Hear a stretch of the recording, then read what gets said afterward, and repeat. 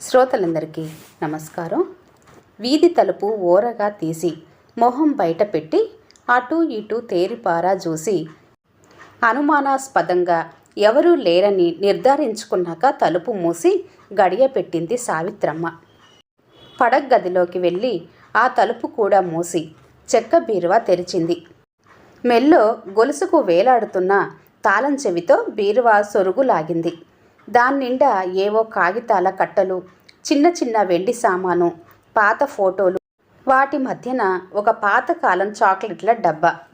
ఆ డబ్బాని అపురూపంగా బయటకు తీసింది సావిత్రమ్మ. మంచం మీద కూర్చొని డబ్బా మూత తీసి పరుపు మీద బోర్లించింది. గలగలలాడుతూ నాణాలు, పెలపెల్లాడుతూ నోట్లు పక్క మీదకి దొర్లాయి. చెయ్యొకసారి పమిట కొంగుకి బాగా తుడుచుకొని ఆ సొమ్ము లెక్క పెట్టడం మొదలుపెట్టింది సావిత్రమ్మ. ముందు నాణాలు, తర్వాత నోట్లు. మొత్తం 42,400. సావిత్రమ్మ కళ్ళు సంతృప్తిగా విప్పారాయి. ఇంత డబ్బు ఒకేసారి చేతిలో పెడితే మెప్పుగా వెలిగిపోయే కోడలి మొహం ఊహించి చాలా సంతోషం అనిపించింది సావిత్రమ్మకి. నా పిల్లలకి నేనుండగా తక్కువ కానిస్తానా అనుకుంది ఒకంత గర్వంగా. అదే సావిత్రమ్మ లక్ష్యం, పంతం. ఆ ఇంట్లో 2 మగపిల్లల తర్వాత కాస్త ఎడంగా పుట్టిన ఆడపిల్ల సావిత్రి. మధ్యతరగతి కుటుంబమే అయిన ఆడపిల్ల. అందున చిట్ట చివరి సంతానం అవటం వల్ల సావిత్రిని అల్లారు ముద్దుగా చూసేవారు ఇంటిల్లిపాది. ఆ అమ్మాయి నోటి వెంట మాట రావటం ఆలస్యం. తీర్చేదాకా అగ్గగ్గలాడిపోయే వారందరూ. ఆమెకు యుక్త వయసు వచ్చే వేళకు విధి వక్రించింది. కొన్ని నెలల తేడాతో తల్లి తండ్రి కాలం చేశారు. అప్పట్నుంచి సావిత్రి అదృష్టం తిరగబడింది. ఇంటి పెత్తనం వదినల చేతికొచ్చింది. అసలే అత్తగారు ఇప్పటిదాకా ఆడబడుచుకి యువరాణి హోదా ఇస్తున్నందుకు గుర్రు వాళ్ళకి. ఇప్పుడా అత్తగారు లేకపోయే ఇక చెప్పేదేముంది? వాళ్ళు చూపించే మత్సరం, అణచివేత సహించలేక అన్నగార్లతో చెప్పుకున్న ఫలితం లేక పెంకితనంగా తయారైంది. ప్రతిదానికి పంతం, గొడవ. రోజు ఇంట్లో యుద్ధమే. ఇంటిలోన పోరు ఇంతింత కాదయా అని ఆ అల్లరి ఆగం భరించలేక తొందరగా పెళ్లి చేసి పంపించేయాలని నిర్ణయానికొచ్చారు అన్నగార్లు. ఆ ఇంటి నుంచి విడుదల అవడమే మేలనుకుంది సావిత్రి కూడా. అన్నగార్లు తెచ్చిన సంబంధాలలో పేరుకు తగ్గట్టు అందగాడైన సుందరమూర్తిని వరుడిగా ఎన్నుకుంది సావిత్రి. ముఖ్యంగా నెత్తిమీద జుట్టు తప్ప ఏముందని అతనికి అని వదినలు పెదవి విరిచినందుకుగాను అతనే కావాలని పంతం పట్టి మరీ చేసుకుంది సావిత్రి. ఆ పంతానికి తనకే శిక్ష పడుతుందని తెలుసుకోలేకపోయింది ఆ అమాయకురాలు. సుందరమూర్తి అందగాడే కాదు, శాంతమూర్తి కూడా. ఒక్కనాడు భార్యకు ఎదురు చెప్పేవాడే కాదు. పూలబాట మీద నడకలా హాయిగా సాగిపోతున్న జీవితంలోకి కొత్త ఆనందాలు మోసుకొచ్చాడు చంద్రమౌళి. అనుకూలుడైన భర్త, చందమామ లాంటి బిడ్డ. నా అంత అదృష్టవంతురాలు మరొకరుండరు పొంగిపోయింది సావిత్రి. ఆ పొంగు చూడలేని విధి మరోసారి వెక్కిరించింది. రోడ్డు ప్రమాదంలో సుందరమూర్తి మరణించాడు. అంధకారంలో కూరుకుపోతున్న ఆమెను పాపమని సానుభూతి చూపించలేదు సరికదా. కాస్త వెనక ఆస్తి ఉన్నవాణ్ణి చూస్తామంటే విన్నదా? ఇప్పుడు చూడండి, దరిద్రమంతా మానెత్తినే ఎక్కబోతుంది. ఏల్నాటి శని గడప దాటిందనుకుంటే రెట్టింపయ్యి తిరిగి వస్తుంది. కర్మ ఎవరికి తప్పినా మాకు తప్పుతుందా అంటూ మాటల శూలాలు విసిరి గాయాలు చేశారు వదినలు. 6 ఏళ్ళొచ్చినాయి పిల్లాడికి. ఇంకో 5-6 ఏళ్ళు భరించితే ఏ చిల్లర కొట్లోనో కారు గారేజీల్లోనో చేతి కింద పనికి పంపించొచ్చును. ఓ 1000 రూపాయలు తెచ్చుకుంటాడు.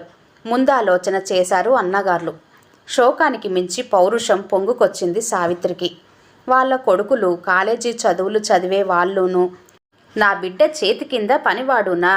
నా కంఠంలో ప్రాణముండగా అలా జరగనివ్వను. వాళ్ళకంటే గొప్పవాణ్ణి చేస్తాను, చేసి చూపిస్తాను శపథం చేసుకుంది సావిత్రి గట్టిగా. అన్నలు రమ్మన్న పుట్టింటికి వెళ్ళలేదు. వాళ్ళ నుంచి చిన్న మెత్తు సాయం పొందకూడదని పట్టుదల. మరీ తన పంతం నెరవేరేదేలా? తల్లి గారాబం వల్ల చదువు అవ్వలేదు. అంచేత ఏ ఉద్యోగానికి తను అర్హురాలు కాదు. ఏది దారి? చాలా యోచన చేసింది సావిత్రి. టౌనులో ఉంటే ఖర్చు ఎక్కువ. పక్కనే ఉన్న చిన్న పల్లెటూరికి మారిపోయింది. తన నగలన్నీ అమ్మిన పైకానికి భర్త ఆఫీసు వాళ్ళిచ్చిన డబ్బు జత చేసి 4 గేదెల్ని, ఓ కుట్టు మిషన్ని కొన్నది. ఎండ కన్నెరగకుండా పెరిగిన సుకుమారి పశువుల దగ్గర పని కూడా చిరాకు పడకుండా చేసింది. పాలమ్మింది, పెరుగమ్మింది, బట్టలు కుట్టింది.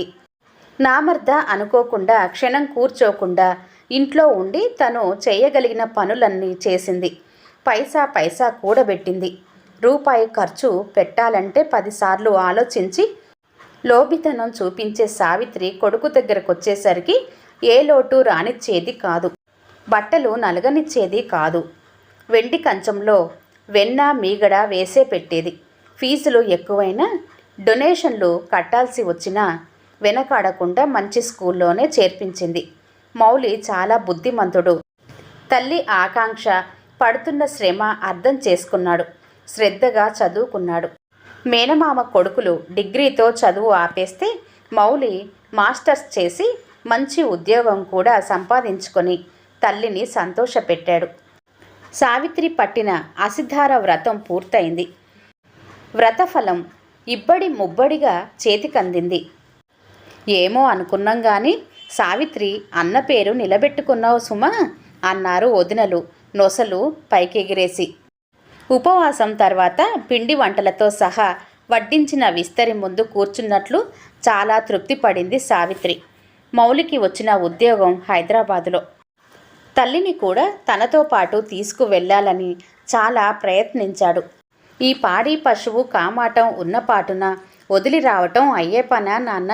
ముందు నువ్వు వెళ్ళి వసతి అది చూసుకో. నాదేముంది, ఇవ్వాలో రేపో నీ దగ్గరికి చేరాల్సిన దాన్నే కదా. కొడుకుని సమాధానపరిచి పంపించింది సావిత్రి. మౌలి ఉద్యోగస్తుడైన దగ్గర నుంచి చిన్న అన్నగారు చెల్లెలింటికి రాకపోకలు సాగిస్తున్నాడు. మౌలిని ఓసారి మా ఇంటికి పంపవే సావిత్రి, బావని చూడాలని మంజుల తెగ సరదా పడుతుంది అంటున్నాడు. ఒకప్పుడు ఈ అన్న వదిన గారులే పేడవాసన అత్త ఇంట్లో. మేము రాము అంటారమ్మా పిల్లలు. ఏమీ అనుకోవద్దు సావిత్రి అన్నారు. ఇప్పుడు పిల్లనిస్తామని వస్తున్నారు నిరసనగా అనుకుంది సావిత్రి. ఎందుకైనా మంచిదని మౌలి అభిప్రాయం కూడా అడిగింది. తన పెళ్లి విషయం పూర్తిగా తల్లికే వదిలేసి అంతా నీ ఇష్టమమ్మా అన్నాడు మౌలి.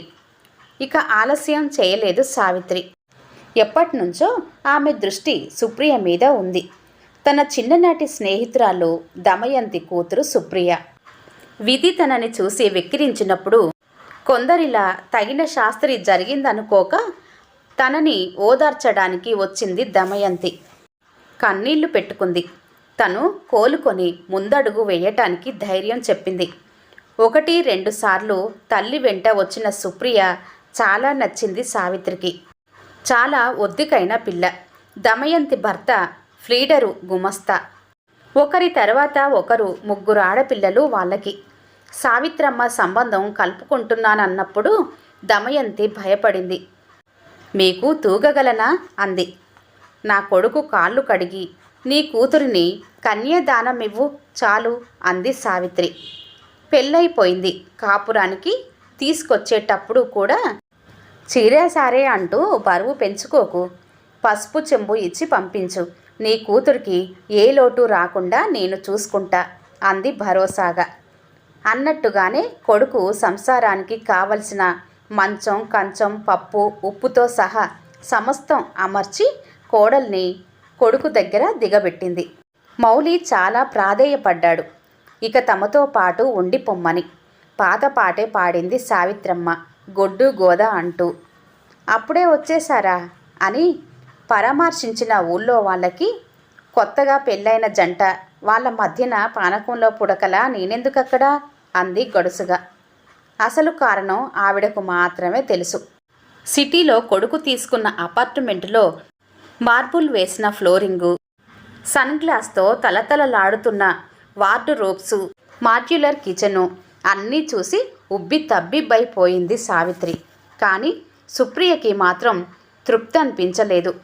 అంత క్రితమే ఆ కమ్యూనిటీలో ఉన్న స్నేహితుడి ఇంటికి భార్యను తీసుకెళ్ళాడు మౌలి, పరిచయం చేద్దామని. వాళ్ళ ఫ్లాటు వైభవం ఏమని చెప్పాలి? ఖరీదైన ఫర్నిచరుతో కళకళలాడిపోతుంది. తమ ఇంట్లో ఏమున్నాయి? కేన్ కుర్చీలు 4, నవారు మంచాలు 2. ఇల్లు బాగుంటే సరా, దానికి తగ్గ ఫర్నిచరు లేకపోతే ఇలా అయ్యవారి నట్టిల్లానే ఉంటుంది అంది పెదవి విరిచి. భర్తని ఒక టీవీ అయినా తీసుకుందాం అని ప్రాధేయపడితే, నా ఎడ్యుకేషన్ లోన్ తీరేదాకా నోరు మెదపొద్దు అన్నాడట ఖచ్చితంగా. వేలబడిపోయిన కోడలి మొహం చూడగానే నీ కూతురికి ఏ లోటు రానివ్వను అని స్నేహితురాలికిచ్చిన మాట గుర్తుకొచ్చింది సావిత్రమ్మకి. బాధపడకే అమ్మాయి, ఒక్కటొక్కటి నే కొని పెడతాగా అంది. అలా అభయం ఇచ్చాక ఇంకా అక్కడే ఉండి తిని కూర్చుంటే ఎలా? తిరిగి రావటం ఏమిటి? పనిలోకి దిగిపోయింది. ఈసారి రెట్టింపు కార్యదీక్షతో. మౌలి ఉద్యోగస్తుడయ్యాక బలవంతాన గేదెల్ని అమ్మించేశాడు. మిగతా పని చెయ్యటానికి కూడా పాలేరుని కుదిర్చాడు. ఊరికి వచ్చి రాగానే సావిత్రమ్మ చేసిన మొదటి పని, తల్లి జ్ఞాపకార్థం అమ్మకుండా ఉంచుకున్న ఒకే ఒక్క గొలుసుని తెగనమ్మి, చంటి పిల్లలున్న ఇళ్లలో ఆవు పాల గిరాకీ ఎక్కువగా ఉన్నదని ఒక ఆవుని, ఇంకో గేదెని కొనేసింది. పాలర్ని కాస్త మాన్పించేసింది. కంటి చూపుకి కాస్త ఇబ్బందిగా ఉంటుందని మూలన పెట్టేసిన కుట్టు మిషను దుమ్ము దులిపి సమయం దొరికితే చాలు టకటకమనిపించేస్తుంది. ఊర్లో ఇదివరకు సావిత్రమ్మ జాగ్రత్త మనిషి అని మాత్రమే అనుకునేవాళ్ళు. ఇప్పుడైతే ఎంత పిసినారో. ఎంగిలి చేత్తో కాకిని తోలట్లా అని చెవులు కొరుక్కుంటున్నారు. అనుకోరా మరి. వెన్న తీసిన మజ్జిగని, పెరట్లో కాసిన పువ్వుని, కాయని ఇదివరలో బీదా బిక్కి అడిగిన వాళ్ళకి ఇచ్చేస్తుండేది. ఇప్పుడు ప్రతిదానికి ఖరీదు కట్టే తీరుతుంది. అలా 6 నెలలు గీసి గీసి పోగేసిన కష్టం ఈ 42,000. రాజ్యాలు జయించినంత విజయ గర్వంతో కొడుకు ఇంటి గుమ్మంలో అడుగుపెట్టి పొంగుతున్న పాలం మీద నీళ్లు చల్లినట్టు చల్లారిపోయింది సావిత్రమ్మ. ముందు హాల్లో సోఫా సెట్, గోడకి పెద్ద టీవీ సెట్, పూసల పరద, వెనక తలతల్లాడుతున్న గ్లాస్ టాప్ డైనింగ్ టేబుల్. ఇది తన కొడుకు ఇల్లేనా? రండి రండి అత్తయ్యా. సుప్రియ ఆప్యాయంగా లోపలికి ఆహ్వానించేదాకా అలాగే నిలబడిపోయింది సావిత్రమ్మ. హాల్లోనే కాదు, అన్ని గదుల్లోనూ కొత్త వస్తువులు వచ్చి చేరాయి. మిక్సీ, ఫ్రిడ్జ్, వాషింగ్ మిషన్, పడగ్గదిలో ఊరంత మంచం, డన్లప్ పరుపు. ఇవన్నీ ఒక్కసారిగా ఎలా? ఏం చేయమంటావమ్మా?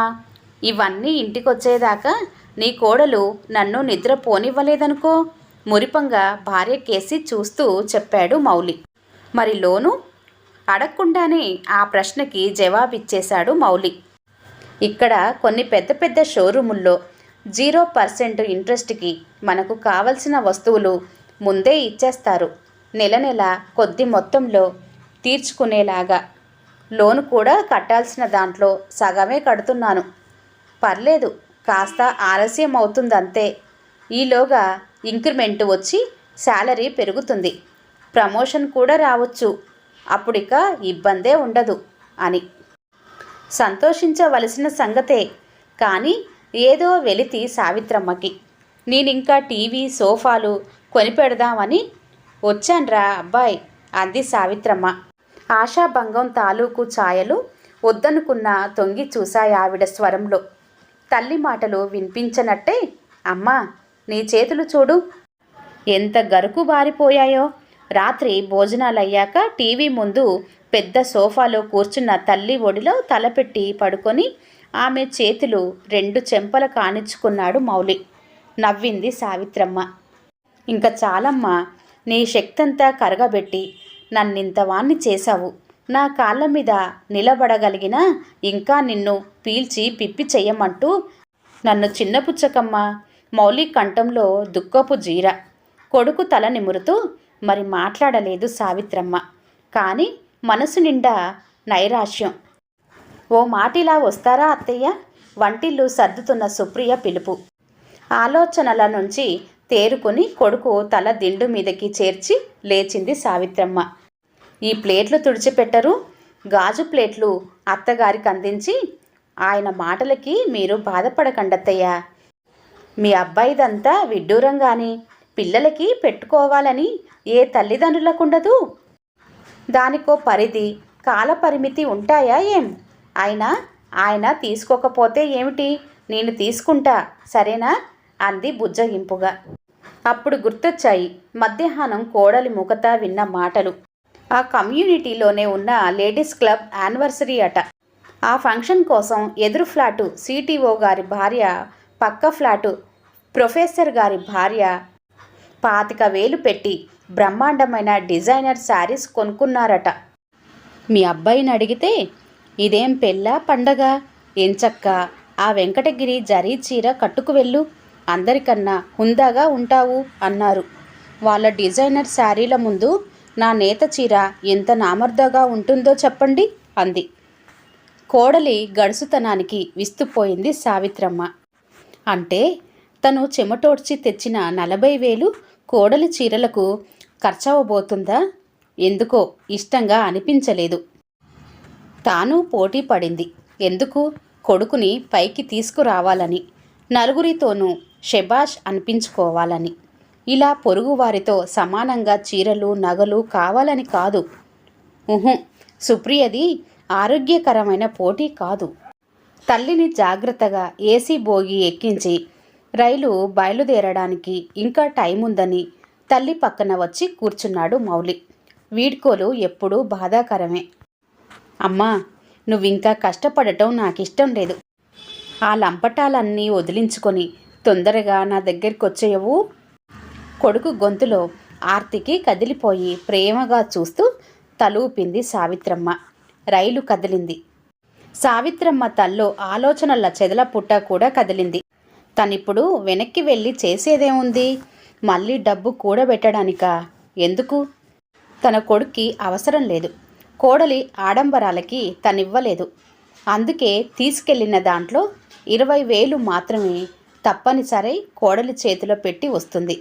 పోనీ కొడుకు ప్రాధేయపడినట్లు వాళ్ళ దగ్గరికి చేరిపోయి కృష్ణారామ అనుకుంటూ కాలం వెళ్ళబుచ్చటమా?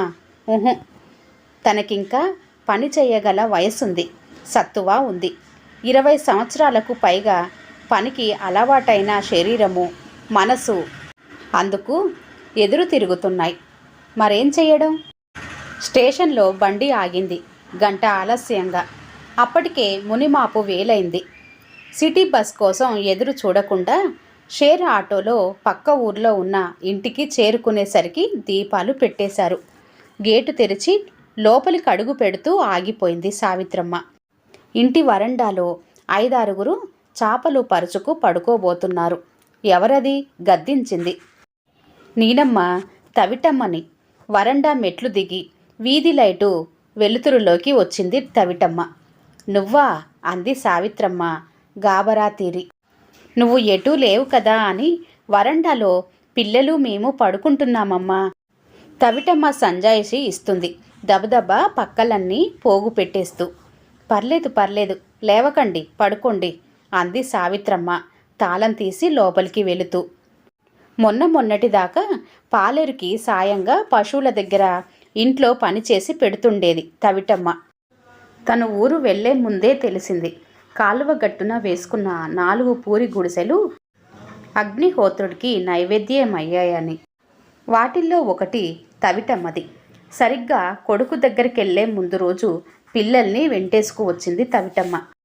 అమ్మా, మొండి గోడలు మిగిల్చిందా అగ్ని? ఎలాగో ఆ గోడల చాటునే ఉడకేసుకుంటున్నాం. రాత్రిళ్ళే ఆరు బయట చలికి బిడ్డలు బిగదీసుకుపోతున్నారమ్మా.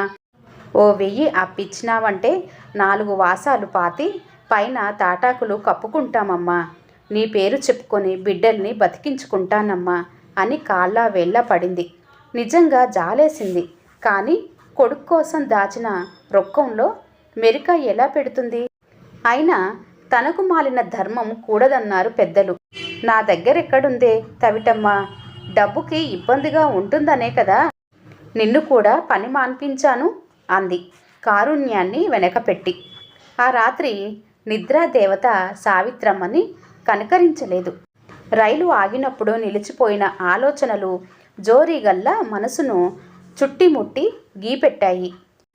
ఈసారి సంపాదించినది తనే గాజులో గొలుసులో చేయించుకుంటేనో అయ్యో రాత, నగల మీద వ్యామోహం 25 ఏళ్ల క్రితమే చచ్చిపోయింది. ఇప్పుడు లేచి రమ్మంటే వస్తుందా? ఊహు. అదా ఇదా ఏది అన్న గుంజాటన మూలంగా తెల్లవారుజాము దాకా మెస్సులతోనే ఉంది సావిత్రమ్మ. అమ్మా, అమ్మగారు, తవిటమ్మ కేకలతో మెలకువ వచ్చింది సావిత్రమ్మకి.